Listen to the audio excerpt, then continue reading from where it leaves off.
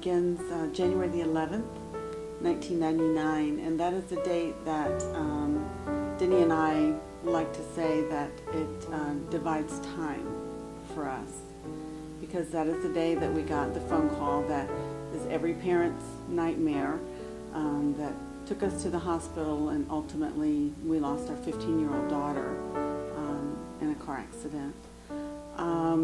People at the hospital were very helpful. They had a pastor there and asked if we wanted to, talk to them, but we just had the sense that this was the beginning of our journey, and we had to, go ahead and begin it.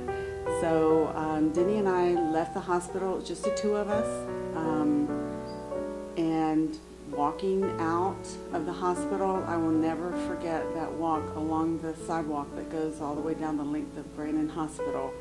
And we felt like little children, just lost. That was the beginning of our journey.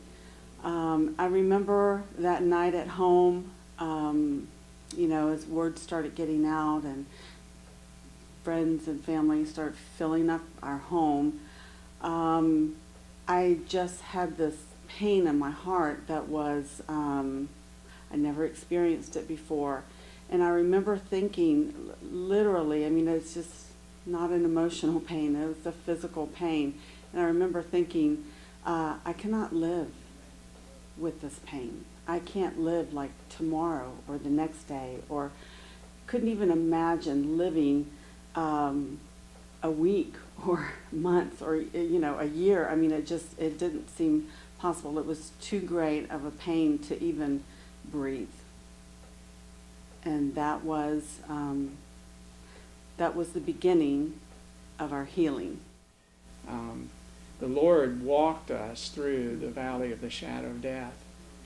And when we were invited to be a part of Grief Share, I was a little reluctant at first. I had, if you think of grief, sometimes it's like a jar of sediment.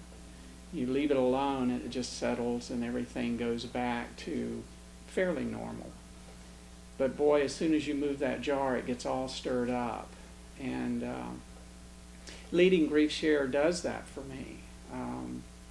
It's painful.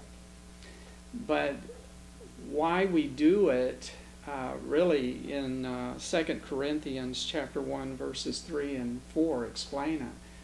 It's where Paul is saying to the Corinthians, we have the God of all comfort. He is the one that gives us comfort. And so we are, then his children are to carry that comfort and give it to others. So that's where our passion comes from. We do that. It's really not a question of if you lose a loved one. It's a question of when. If we live long enough, we're going to all experience grief. Beverly and I will experience it again. What Grief Share does is it's a recovery group, it's a support group. There's somebody there waiting to share your grief with you when that time comes. And that's made all the difference in the world for